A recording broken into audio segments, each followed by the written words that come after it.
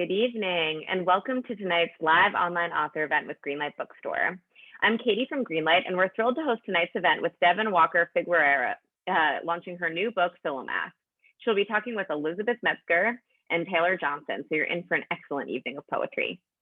Before we start, I just want to say a huge thanks to Devon, Elizabeth, Taylor, and the team at Milkweed Editions for making this happen, and to all of you for showing up. Although we're not able to host events in our store spaces, our community of authors and readers is still here. We're grateful for your support and for the chance to make space for conversation and connection.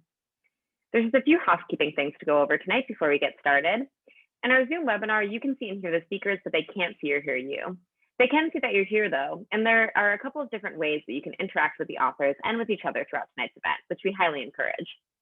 The first is the chat, which you can find by clicking on the icon that looks like one speech balloon. You're welcome to post your comments and thoughts in the chat. It's a great way to show your appreciation for the authors and to interact with fellow attendees.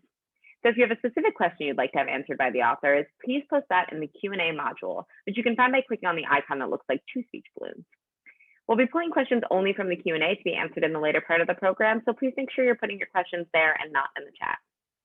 And importantly, tonight's featured book, Philomath, is available for sale from Greenlight Bookstore. You can shop in person from 10 a.m. to 7 p.m. at both our Fulton Street and Flatbush Ave stores, where you can purchase Devon's book and many others on site. You can also order online at greenlightbookstore.com for a quick pickup at the store or for shipping anywhere in the US. I'll be dropping the buy link in the chat in just a moment. Devon is also stopping by our store to sign copies of the book later this week, so you can get a signed or even personalized book by request while supplies last. Make sure to indicate your signed copy request in the order comments at checkout when ordering online by tonight at midnight, or look for signed copies when you visit the store. If you care about supporting the careers of authors and the ongoing existence of independent bookstores, buying tonight's featured book is a great way to show your support. Our two readers joining Devon tonight are Elizabeth Metzger and Taylor Johnson. Taylor Johnson is from Washington, D.C. They are the author of Inheritance, winner of the 2020 Norma Faber First Book Award from the Poetry Society of America. Johnson is a Cave Canem Graduate Fellow and a recipient of the 2017 Larry Neal Writers Award from the DC Commission on the Arts and Humanities, and the 2021 Judith A. Markowitz Award for Emerging Writers from Lambda Literary. Their work appears in the Paris Review, The Baffler, Scalawag, and elsewhere. Elizabeth Metzger is the author of the chapbook Sped, selected by Mark Bibbins for the Tupelo Sunken Garden Contest, forthcoming in 2021, and Lying In, her second full-length collection, forthcoming from Milkweed in 2023. Her first book, The Spirt Papers, received the Juniper Prize for Poetry, and her chapbook, The Nutshell Studies of Unexplained Death, was published by Horse Thief Books in 2017. Her poems and prose have been published in The New Yorker, The Paris Review, Poetry Magazine, Conjunctions, Literary Hub, and many other publications. She is a poetry editor at the Los Angeles Review of Books. Our featured author, launching her new book tonight, is Devon Walker-Figueroa. Devon is a writer, editor, and erstwhile professional ballet dancer who grew up in Kings Valley, a ghost town in the Oregon Coast Range. A graduate of the Iowa Writers Workshop and the 2018 recipient of New England Review's Emerging Writer Award, Walker-Figueroa has published poems in such journals as the American Poetry Review, The Nation, Poetry, Lana Turner, the Harvard Advocate, Plowshares, and the New England Review. Devon is currently enrolled in NYU's Fiction MFA program, teaches writing courses at St. Joseph's College in Brooklyn, and serves as the co-founding editor of Horse Thief Books. Her new book, Philomath, selected for the 2020 National Poetry Series by Sally Keith, is a ruminative catalogue of overgrowth and the places that haunt us. Walker-Figueroa has, as our Virgil, we begin in the collection's eponymous town of Philomath, Oregon. An explorer at the edge of the sublime, Walker-Figueroa writes in quiet awe of nature and of memory, guiding readers toward a kind of witness that doesn't flinch from the bleak or bizarre. Taylor, Elizabeth, and Devon are going to share a few readings with us, and then they'll be taking questions from all of you. We're going to start off with Taylor, so please take it away.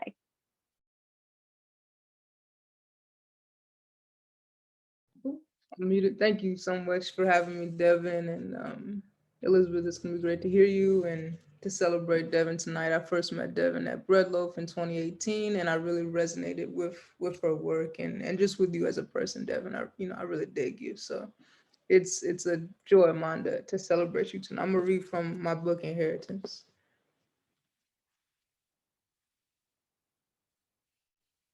Since I quit that internet service, I'm thinking more about the transitive properties in books The words, the palimpsest of images accruing in my brain, but more immediately, the book in my hand, the cover worn at one end from sweat and gripping it when it comes close. Close as in when I stood up, let one deep exhale when I came to the lines of all fearless happiness from which reaches my life I sing, and find it underlined by a beloved stranger.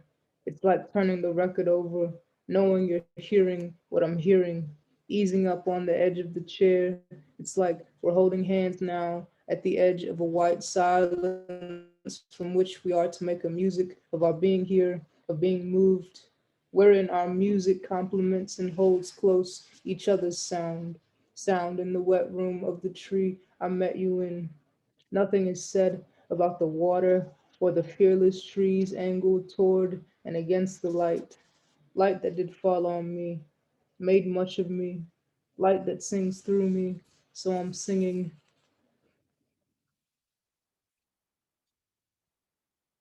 Lincoln Town Car. My grandfather would spell certain words so that the dog couldn't comprehend. OUTFOOD, the dog, that little bear fighter, ran into the road one day, buried in the yard now. And the next dog, he waited in the back room for my grandmother to return, heavy footed, from around the corner. And when she didn't return, he remained there, unreachable as language. Something was wrong if we left the country. Fluid around the heart, not enough movement, syrup for blood. Leaving meant taking showers and my grandfather fixing my grandmother's hair. All of us clean shirted in the front seat of the Lincoln Town car. We shared a hubrid thought pressed as we were against the maroon leather, six-legged in the front seat. Before us, the highway unraveled, sorghum and corn and soy collapsing as the wind fell, listening for light. I listened for muscadine swelling in the ditches on the waterlogged sides of the highway. I listened to the quiet narrow as we entered the city. I loved the language my grandparents spoke, saying nothing, holding both my hands. Was the pines that set off sound in them. My grandmother stared out the windshield and into the hills, saying, that man, that man. My grandfather shifted in his seat at the wheel, practicing owning something. I had a feeling that I was the last let into the kingdom of their distance. Something was owed, neither side would spell it out. I counted the fallen pines as the car dipped through the hills in the tide water, lonely as a dog with the whole world inside. I counted the pines and put my voice inside them.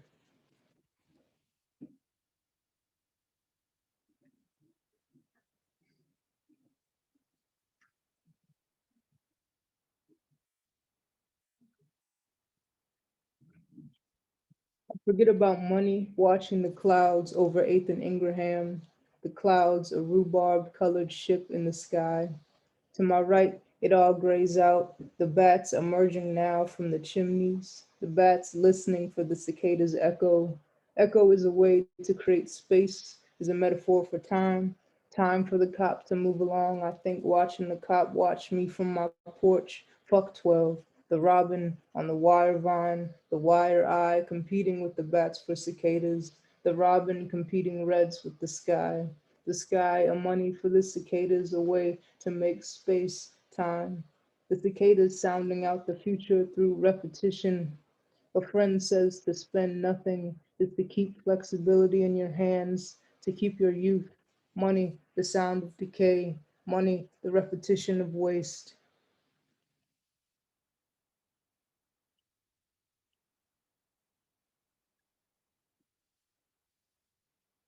Art movie. Red is a secret in the trees. The train passes through the trees in Alabama. Red earth, red earth. The winter light consumes the field. The light silvers, the light relieves, the light thrown as dust upon the field. I put my ear in. I crack an egg, and a saxophone that tells on me, yells at me, comes out. No yoke. The train hollers to stop. The train stops, still loads new passengers, but the conductor won't let me get off and kiss you. You know, that's what I haunted to do. The stage is the window circle between us, the emergency exit door. I keep you in my ear and give you how I'm doing and what I want to eat where I'm not on a train. You and your white boots. You tell me what else could come out of an egg. Women all the way down, holding waists. The train is the place going by, strictly passing through. I touch a stranger's wrist going back to my seat. The whole train becomes a garment I put on. I touch indiscriminately. I can't stay, I tell the dog, waving from your convertible, none of the windows open. I held your gaze until I couldn't. In the previous scene, I took you to the slip until we were shining tunnels for sound. I took your sound for my name, never asked what I called myself. West 177th and Broadway. All night you eyed the man I wanted to be. My jaw flexed tight. Anger slipped into desire. Easily he would rise. Easily you would disperse pleasure made into light. What you want under him, I put on to amuse. I, your worked supplicant. Yes, love is looking away. My desire greened, and your dismissal was technicolor and twilight made, and never turning off. The city air hung humid above our charade. What need I could feel to transubstantiate, to unravel.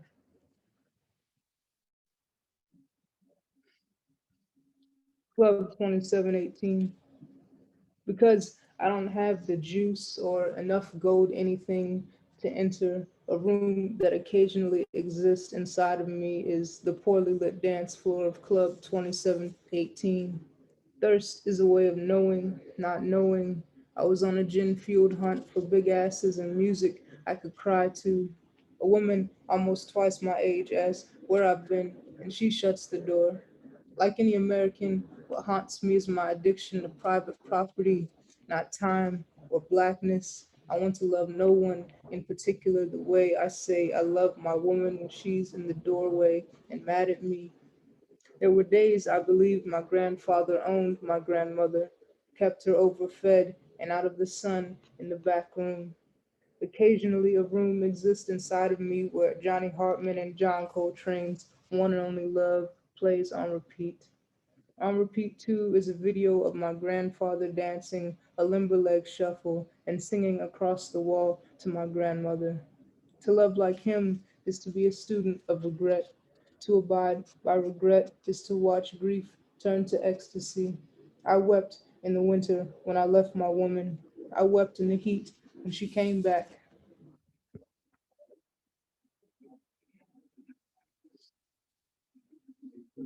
I'll just read two more. Thank you again, Devin. It's an honor to celebrate you and your work tonight. Black existential exegesis. This engine and cog business is wigged out. I want nothing we're owed from the ship gig, thence the land whereon modern sound weaned off our cowrie and cached aged conjure. Land whereon our woe is chic and wanted. Shout out to every nigga cajoled into winging it in a crowd, crowing about being the hewer and the hewer's subject. Oh, my aching chore choir due upon our ochre echo throughout this land, this cadence gag, our ego greeted upon and caged. Grace is our odd crowd which encores green and geodes. Shout out to every nigga dodging age by ignoring human genre fiction gore, ergo, we're nowhere, reneging on being owned and renewed, weighing nothing like race. Shout out to every nigga eroding off the edge of something else, gossamering the air.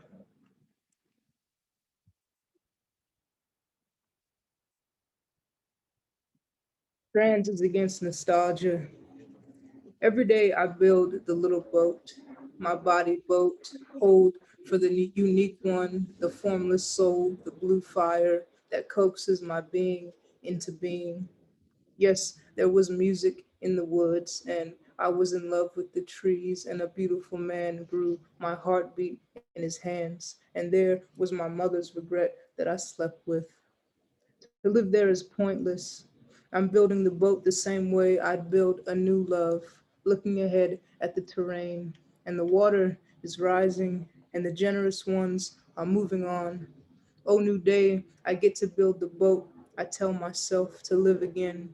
Somehow I made it out of being 15 and wanting to jump off the roof of my attic room. Somehow I survived my loneliness and throwing up in a jail cell. Oh, new day, I've broken my own heart. The boat is still here, is fortified in my brokenness. I've picked up the hammer every day and forgiven myself. There is a new language I'm learning by speaking it.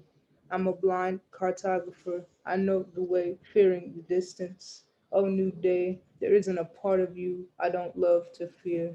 I'm holding hands with the poet speaking of light, saying, I made it up. I made it up. Thank you.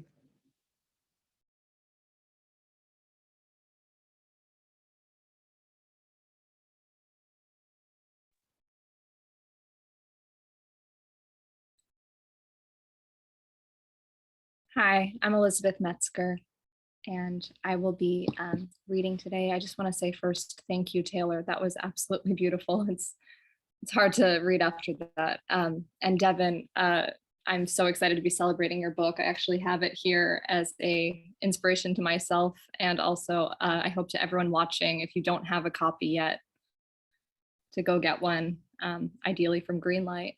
And I think you can get a signed copy.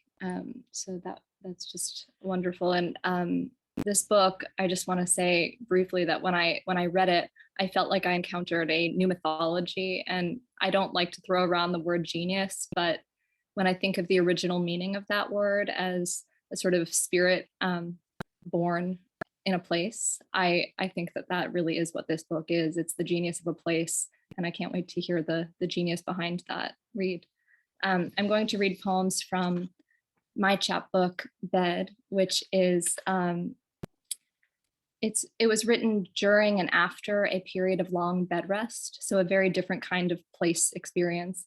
And these poems come out of that shift in perspective that that experience gave me. Bed is usually a place where we, measure a life and a day. We wake up, we go to sleep, we are born, and we often die and give birth and make love and get sick all in a bed. So when you're constantly in a bed, it sort of changes that way of measuring time. I'm going to start with the first poem in the sequence. One exit. In one or two lives, I opened the door with the prize, only to find the prize was not worth the life. I wanted the door. Brave mahogany door, you be my fortune. Teach me to understand the cry in your grain, the suffering circles by which your tree wisdom is known. I was superior with handles, gentle with thresholds. Then this.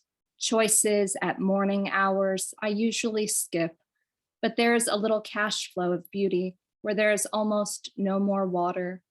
And there is not room and light enough to stand behind the second and listen anymore. I am going through the language of me now. I am flipping open the dictionary of myself with my tongue as if that were possible, to find your first word. In the torture of a foyer, doorless for entering, I am entering none. Doorways are definitely one of the things that change when you can't go through them. I'm going to read another poem from Bed called Exaggerated Honey. And this poem was sort of an opportunity to revisit a family of origin. So when I think of origin myths, I think of Philomath, and this poem is sort of in conversation with that. Exaggerated honey. Once there was nobody left to love, a family had me. My mother made a steeple with her hands that folded open to reveal no people. Show me again, I said. Tell me again not to talk to strangers. The hospital lights across the street taught me to stay awake in my own company. Later, I asked strangers to take my hand across. I used to think I hated where I came from and would leave, that children elsewhere found safety in freedom. But there is no fire anywhere I am capable of rubbing. I am not mother enough to tolerate creating my own heat, not human enough to gather close to what's untouchable. Call me complaint, call me honey, you exaggerate. When my family laughs in the hallway, I laugh with my hair thrown back to the ground like I understand them, just to be answered. I take it as seriously as the dead or a bridge to nowhere. But what loss on earth would I honestly like to stay for? And life is no better, thank God. It also keeps us. I'm going to read an elegy for the poet Lucy Brock-Roydo. Lucy died shortly after I was off of bed rest with my son, and then shortly before I was on bed rest again, which made the whole experience feel even more unreal. She was a real force in my life, both in terms of poetry and in terms of helping me with the grief of my friend, the poet Max Ritvo. So when she died, yeah, it felt quite impossible. And there's a Kafka aphorism that inspired this title that ends, "Heaven is precisely the impossibility of crows." Your death has just begun, but it is not spoken of. It speaks in odd weathers like a second first love, as if the snow could fall for real here, as if you would deign to visit me through sun. There are no directions. The edges of your death are smudged and round, like ash or a watch whose accuracy is the least of its beauty. There is no clear ill will. There is no bronzy heaven. You will come to me instead, though I never came to you, won't you? It's not too late yet. It isn't blood or sex. It isn't even the spirit or splinted ambition. Today, I will stay for just the last unafraid, adoring avalanche of you, as if my life had wound itself up and let go with yours. A made metal crow, acting born, choosing its crack time, then tiptoeing off your branch of the world. I'm going to read the last poem in bed, and then I'm going to read one new poem. On a clear night. I'll just say about this poem that it's a kind of love poem. It's a kind of love poem, I think, with an awareness of restrictions, especially the restrictions of language. On a clear night. I have broken our heart again. I have made the animal noise the animal.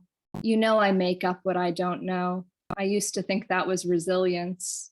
If I could speak with an earlier you, I would say, have I told you what will happen to us? And you would laugh, trusting I knew. All I would have to do is read, really read in front of you. Do you see my relationship to my face? I wish to pull myself out of it. Of course I can't, but I love wishing. No matter how much I tell you, there is as much I cannot tell you. I'm going to read one new poem, which just flew off the chair, so 1 second. Okay, here it is. This poem actually was inspired by a tweet by a climate scientist named Dr. Elizabeth Metzger. I've never written a poem from a tweet before, but I know that people do. And I was so lucky to come across this, not only because the message inspired me so much, but the cadence and the rhythm of the language also was just so shocking. Somehow it brought me not only to the world, but also back into some part of my own life I had not tapped into. So this poem, I'm not going to read the tweet, but all the entire language of the tweet is in this poem. And I sort of wrote my way into it. Stay.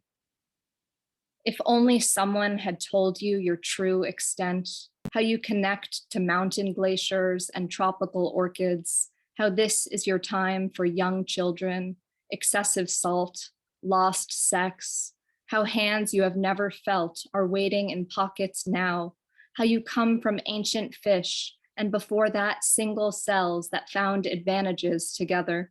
You learned to speak, didn't you? So you could choose instead to write it all down. How you needed so much help to carry the lives you made down. Now you can see through your own skin, how your doubt glints sure as the glass divide in a taxi no one you know yet is riding. What you thought you would need forever would never have been enough. How you wouldn't have wanted to be satisfied anyway.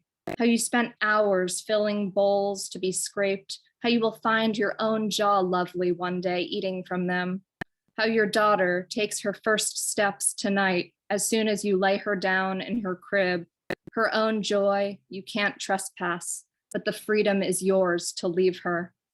How you hope to die believing you lived perpetually with trees, and when it rained, really stormed, in crisis you decided again and again whom you loved. How the ones who left Earth already light up in the eyes of the ones here you stopped longing for. Go ahead, look at the strangers. How starlight, even now, animates everything about you. Thank you.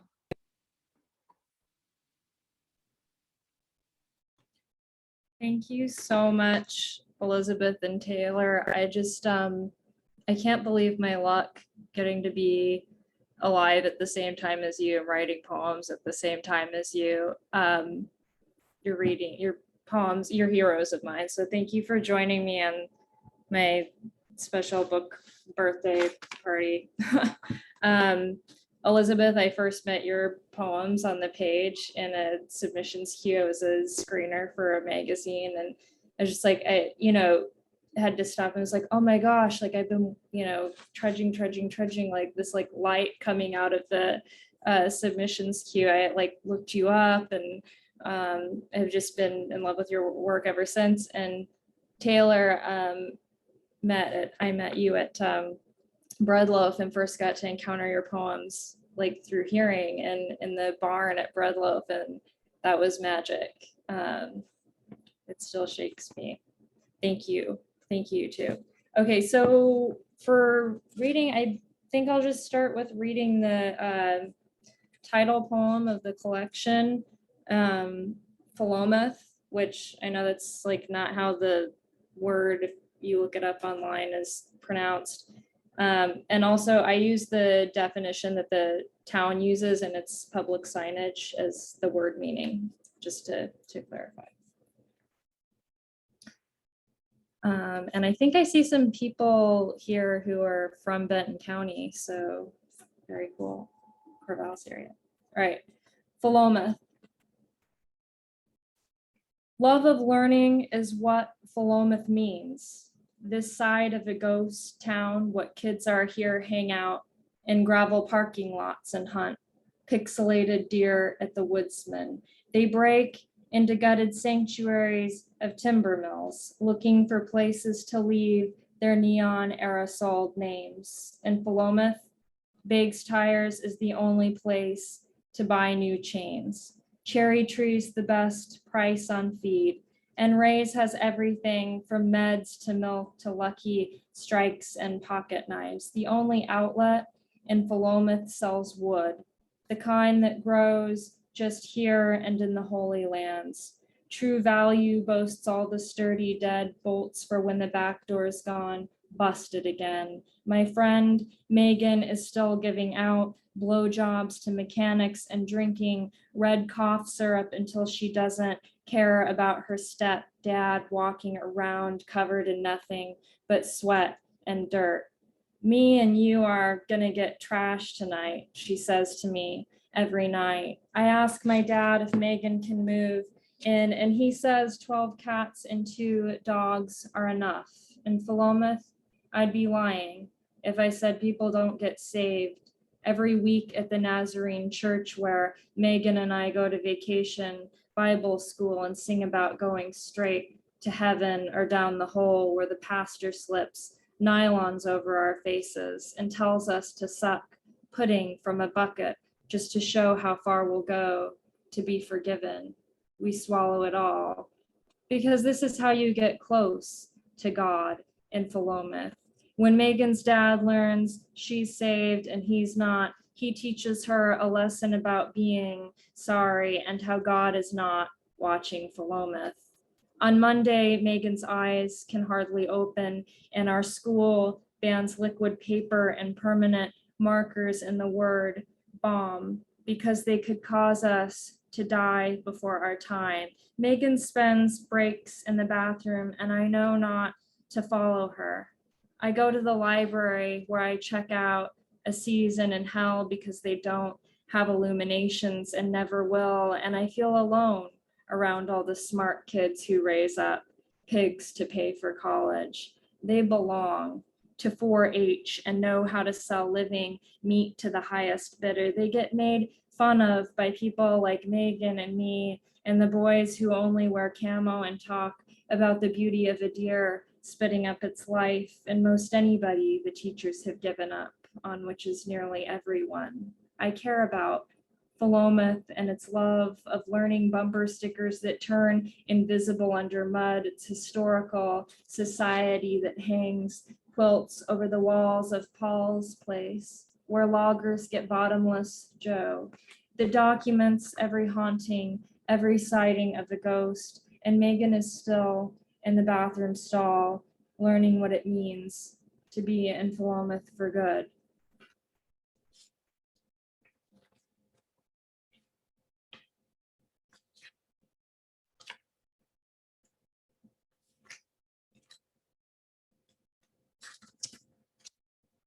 And I'll read this one, Golden. We are a kind of sick that takes saving up for. Every day another deposit in a bedeviled account of history, the devil being my father's blood brother who's driven our lot far from real, town and school, and the possibility of being listed in a phone book thick as Exodus. There is talk of changing our name to Golden, as if we were a family plucked from the pages of What a Jolly Street, pastel place where every daughter is blonde, petticoated and crowned in sausage curls, where every son possesses a blue bicycle and the name Jimmy or Tommy, anything ending in me.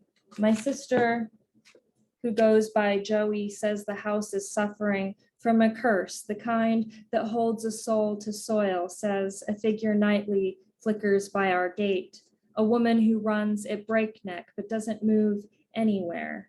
When we moved the first time, it was to a town known widely for its wild drug fest called Country Fair. Once at its local diner, our daily bread, a wide-eyed woman clothed only in blue paint sat one pew over, ordering stinging nettle soup, and no one batted a lash. But I would take blue stoners any day over ghosts that don't know they're ghosts, but keep reminding you they're failing to move toward light. My mother has been known to arm herself at night, tiptoe in her nightgown down the hall when the back door slams and sourceless footsteps begin falling toward us. After Toro, our pit bull, got a blood brother's bat to the head out by the well, we promised ourselves we were capable of killing our kind. But the footsteps are just testament to the dead never being the kind of gone you think they are. In Old Testament times, people killed each other with stones and hungry animals and pits full of flames with the building of great marble temples. People were probably grateful then to leave this earthly kingdom not knowing every life is an afterlife and heaven is just a ghost town that never ends. When I finally learned to handle my mother's revolver, I can only hit the bullseye when I pretend I'm Isaac King, the man who shot his face off in our barn. In his day, when you could pierce the dirt with a flag and call it yours, exiting this life was a crime that could keep you from sleeping anywhere sacred. There are times I whisper to our empty living room, move toward the light, find a way out of this valley named for a family so dead. Everyone calls them kings. And then I'll read Kings Valley, which is the ghost town I'm from that uses Philomath as its mailing address. That is the nearest outpost of civilization. It's Philomath. Kings Valley. The neighbor is eating locusts again, as if a plague were just another point of view, sitting out back of his caved two-story, squinting skyward, a cast iron in hand, a mouthful of wings ground to dust. My sister's busy too, straddling the fence, getting out, our mom's gold pumps, spritzing her hair into a hive of black. She's making the universal honk your horn sign at truckers who pass with their loads of skinny furs bound to cross the Pacific. If they're lucky, they get a kiss blown over the yellow line because they're only ever traveling in one direction, and that's away from Kings Valley, a place known for its dead, settlers, and Christmas trees.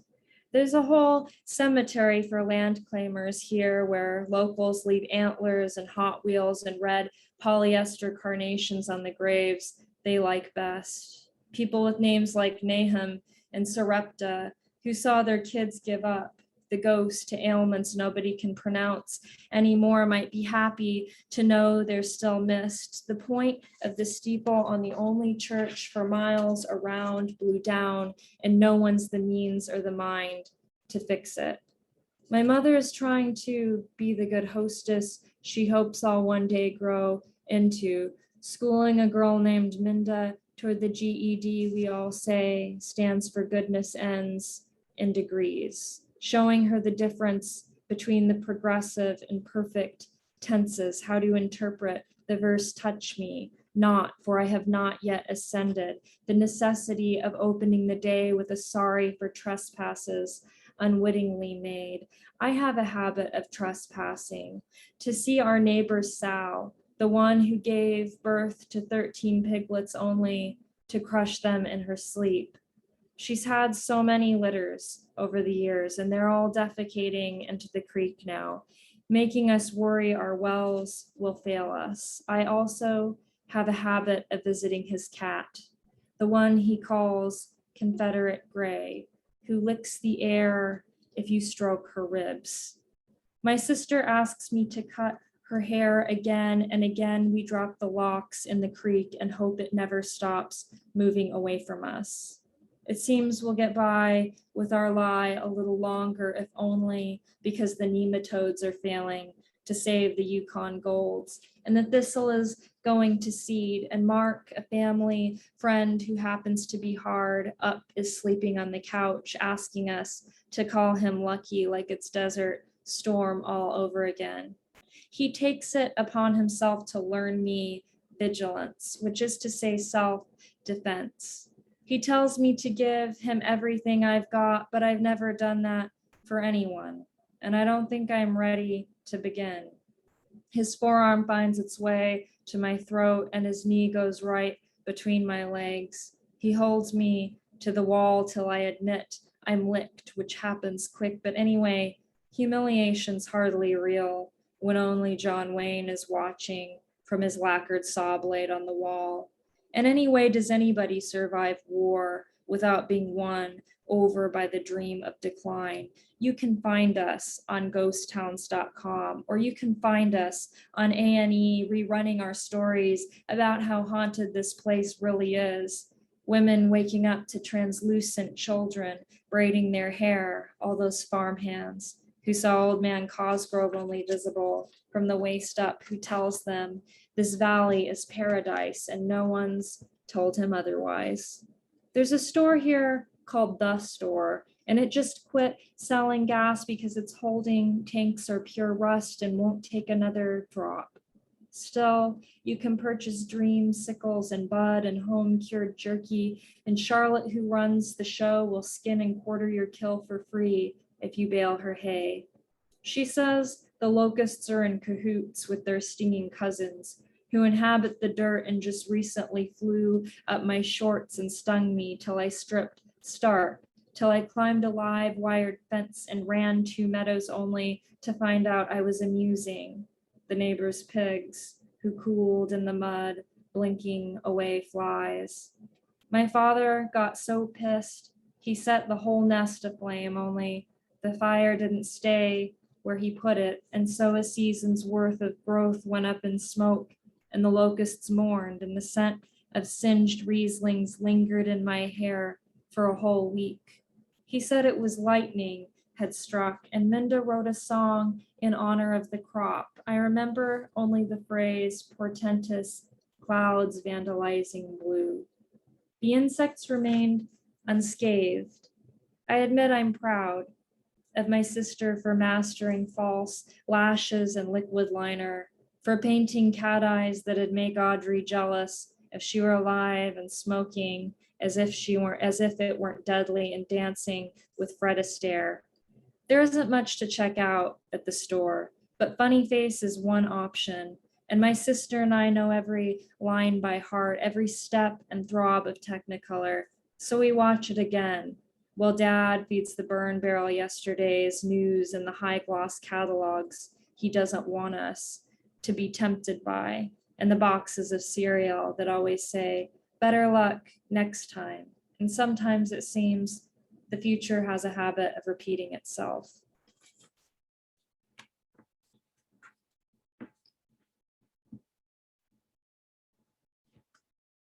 There's a series of poems in the book called Out of Body, so I'm going to read one of those just to.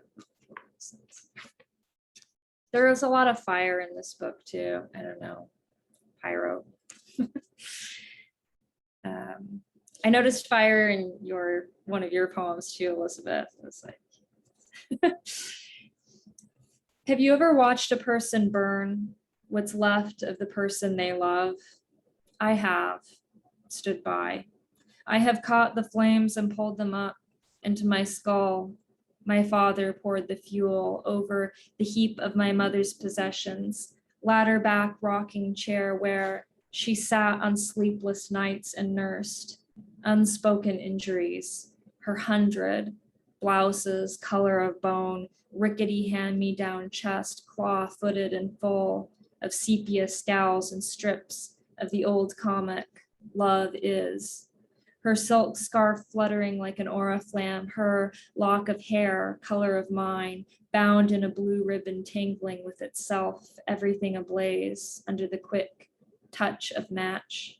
My father does not look back at the light he has made, my role to keep an eye on what is left, to burn into oneness the searing particulate.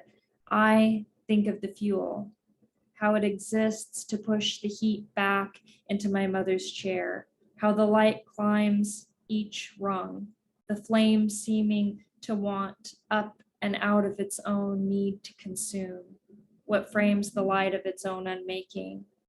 Breathe in the ash, chest, chair, faces no bigger than fingerprints, flame-licked arms, feet, auburn, curls. What the air cannot hold, it leaves on the tongue.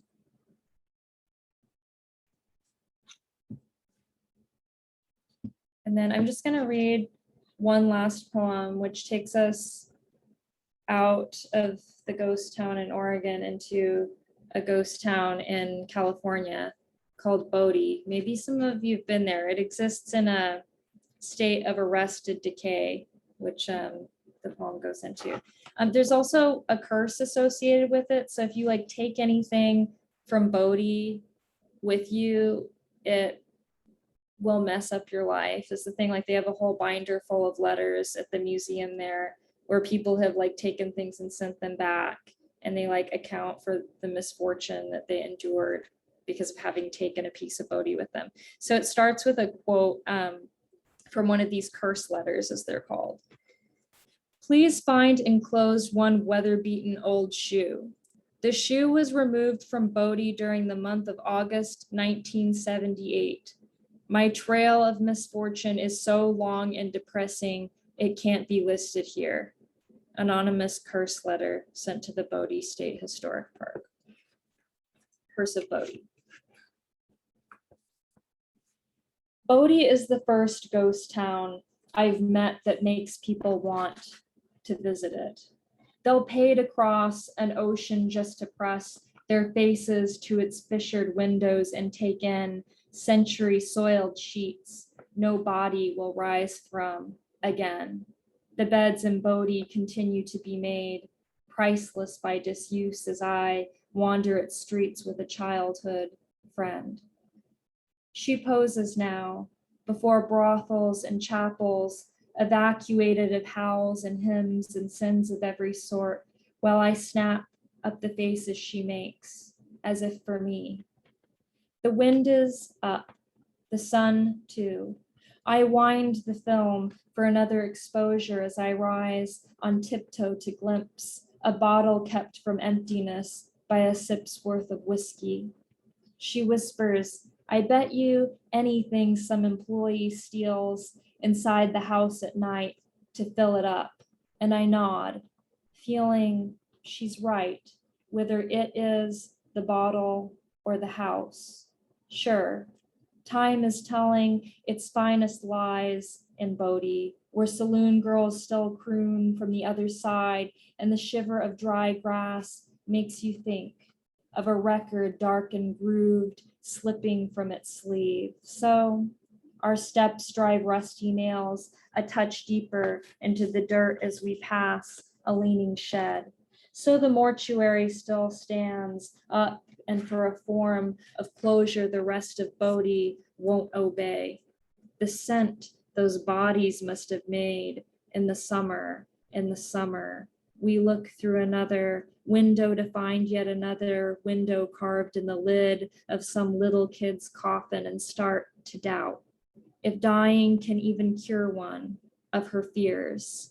In the museum shop, we bend over letters that bemoan failed kidneys and jobs and vows, each scrawled trial accompanied by a fragment of Bodie bent on getting back at its holder just to get back to Bodie, where death's the only duty you're expected to perform. Arrested decay is the state Bodie claims to live in, if any place can be said to live, to claim. I eye the oxidizing can lids littering the ground, begging to be held, but trust the curse, letters to be true, because I get no coin is worth a fishhook embedded in the eye, nor an unearthed nail the only life I'll ever get. But how's it possible to be in Bodie and not spirit away some bit of it as you go? Or maybe being here is how the curse begins.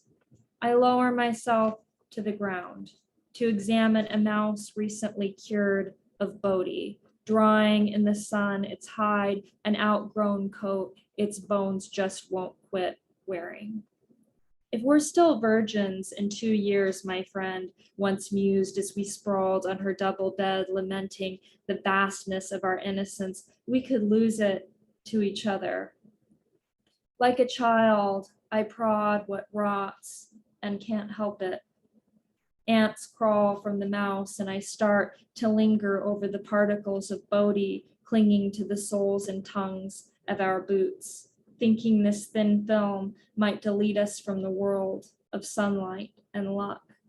I don't like that my name is a place I haven't been to, I state to my friend after reading about William S. Bodie, who never even lived in this lawless town named after him, some story of perishing in the snow. And I know somehow it's always been Bodie in our cards, not fields of Devon violets, but hills filled with gold, destined to be traded for bones dressed in yesterday's best. In Bodie, population 0, you close your eyes to revive the flames that drove miners and dancers and ministers from their muslin curtains and firewater, their harmonicas and pocket watches that forced them to set these scenes we dismantle with our aimless coming and going. To be here is to rehearse disappearance, or to be here is to disappear. We enter a saloon on whose dusty windows drawn, goodbye, God, I'm going to Bodie. And for 1 second, I feel the suffering of the dead is more real than the suffering of the living. My friend begins to braid her long red hair, and a mark looks back at me, her earlobe pierced some years ago with gold, its aperture now traded for a comicized shadow. It feels a little wrong. We've only crossed one state line to get here, and the weather was prime, the road clear of snow.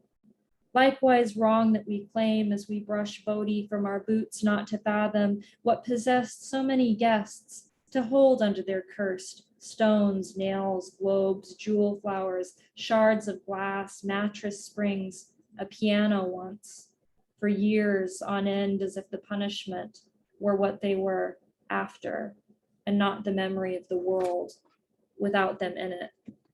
I hold my breath as I walk Bodhi's streets, unaware of a frail wire in my childhood home, even now being taken into the mouth of some small animal. Unaware the only parts to survive the heat will be the hearth and the bathtub, that place where my body was first held too close, this head and heart held underwater like sinners or sieves left to warp, but stay, recognizable in that other ghost town I know. No one pays to enter or explore until it burns. So badly, I remember, the emptiness I hold will never belong to me. Thank you. Thank you, everyone, for being here tonight. I really appreciate it. I want to thank you all for those incredible readings. We have some time for audience Q&A, so make sure to put your questions in the Q&A box if you would like to ask one. We will start off with this question from DeWitt Henry. Devon, your hometown Philomath reminds me of Mary Carr's Leachfield, Texas, in the Liars Club, a town, quote, one of the 10 ugliest towns on the planet. Any affinity?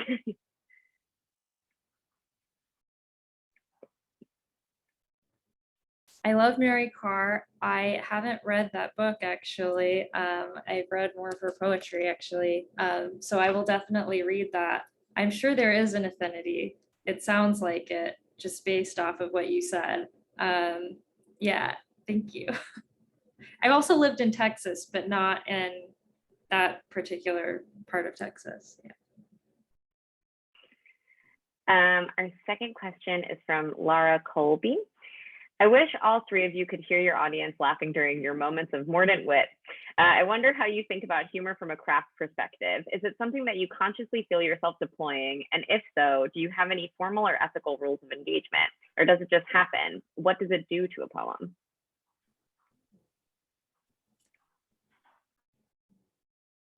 That's for all of you, so.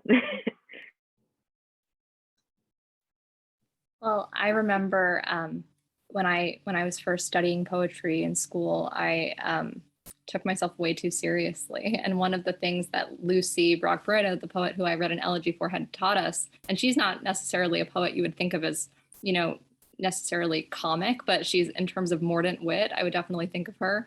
And she talked about transparencies in like anatomy books and how the best poems should sort of have the whole human. You layer one on top of the other, you know, maybe the muscular system, the skeletal system, the circulatory system. And so if your human has one layer that is, you know, humorous and funny in life, which most of us do, you know, we have different ways that that comes out, then probably your poems will eventually kind of absorb that and take them on in the right proportions to your human.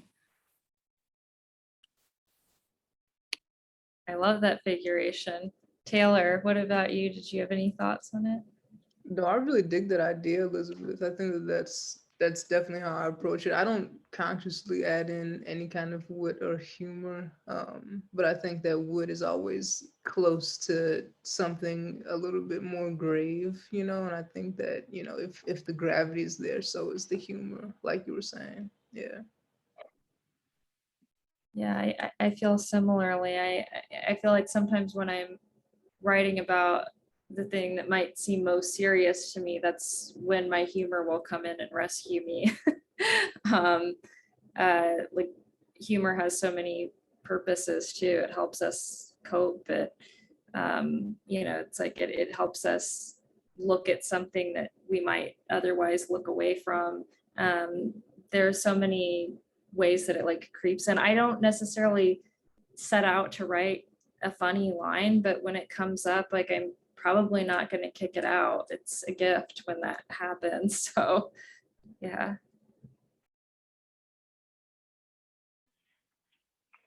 So that's all that we have in the Q&A for now. So if you have any more questions, please be sure to put them in there. But I hope you've all had a chance to look at the chat and see all of the just incredible love for all of your poems throughout the reading. There's been so many comments just calling out the beautiful lines and how amazing all of your readings were. So I want to thank you all for being here and doing this. And this is such a lovely reading. And thanks to all of our audience members for joining us. Oh, we have another question. Great. So we have time for that. This one's from Nicole Stockberger. Devon, I'm so excited to hear you read these poems for the first time. There is so much power to their length and wide lenses. How do you maintain the stamina to continue on in those long poems? I don't like it. It's an interesting question. I mean, in terms of like stamina, in terms of like the writing of them, maybe I just like get caught up or carried away. I mean, I think I actually have been working on trying to write some shorter poems recently because I think I get like obsessed and entrenched, and it's almost harder to pull away. And it's like I usually they end up much bigger than what I've read here, and I cut them down and take stuff out.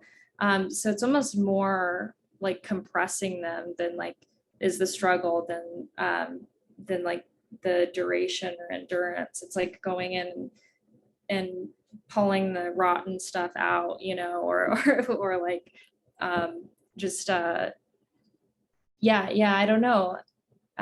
That's a really good question. I'll have to think about it more, but yeah, I think more of the struggle for me is like going in and taking out what hasn't earned its right to be in the poem rather than the endurance bit. Yeah, thank you. Great. Thank you all so much again for this fantastic reading. And thanks to our audience for joining us.